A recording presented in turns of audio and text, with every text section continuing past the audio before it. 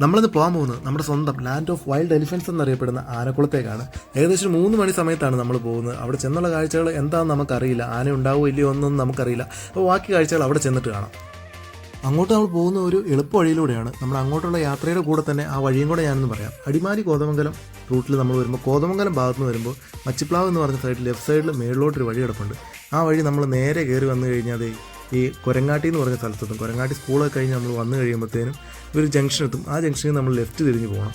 അടുത്തായിട്ട് വീണ്ടും ഒരു ജംഗ്ഷൻ നമ്മൾ എത്തും. അവിടെ നമ്മൾ റൈറ്റാണ് തിരിയുന്നത്. ആ റൈറ്റും തിരിഞ്ഞ് നമ്മൾ അടുത്ത ജംഗ്ഷനിലോട്ട് എത്തും.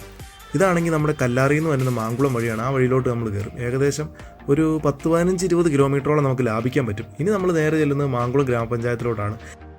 നമ്മുടെ ഈ രണ്ട് സൈഡിലും കാണുന്നത് ഏലത്തോട്ടമാണ്. ഏലത്തോട്ടം കഴിഞ്ഞ് നമ്മൾ കുറച്ചുകൂടെ ചെല്ലുമ്പോൾ പിന്നെ തേയിലത്തോട്ടമാവും. തേയിലത്തോട്ടം കഴിഞ്ഞ് നമ്മൾ വിരിവാരം കഴിഞ്ഞാണ് ആനക്കുളത്തേക്ക് പോകുന്നത്. അവിടെ ചിലപ്പോൾ ആന ഉണ്ടാവുമോ ഇല്ലയോ എന്നുള്ളൊരു ഇതിലാണ് നമ്മൾ പോകുന്നത്. പക്ഷേ നമ്മളിവിടെ വന്നു കഴിഞ്ഞപ്പോൾ കാഴ്ച കണ്ടോ, ഒരു കൂട്ട ആനകൾ, ഒന്നല്ല രണ്ടല്ല മൂന്നല്ല 10-25 ആനകൾ.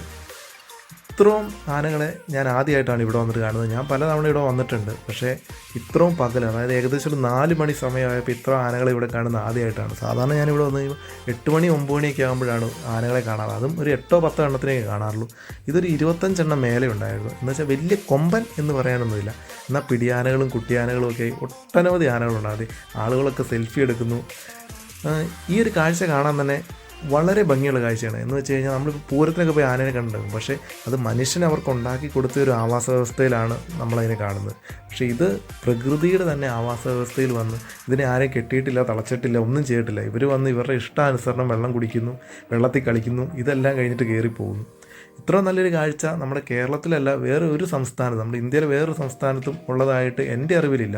ഇപ്പം ഉണ്ടെന്നുണ്ടെങ്കിൽ അറിയാവുന്നവരൊന്ന് കമൻറ്റ് ചെയ്യുക. നമ്മുടെ വളരെ ചെറിയൊരു വീഡിയോ ആണ്. നമ്മൾ ആനക്കുളത്ത് ആനേനെ കാണാൻ വേണ്ടി വന്നതാണ്. ആനക്കുളം എന്ന പേരിലുള്ളമാർ തന്നെ ഒരു തോട് നിറയെ ആനകൾ. അപ്പോൾ നമ്മുടെ ആനക്കുളം വീഡിയോ ഇഷ്ടപ്പെട്ടു കഴിഞ്ഞാൽ ചാനൽ സബ്സ്ക്രൈബ് ചെയ്യാൻ മറക്കല്ലേ.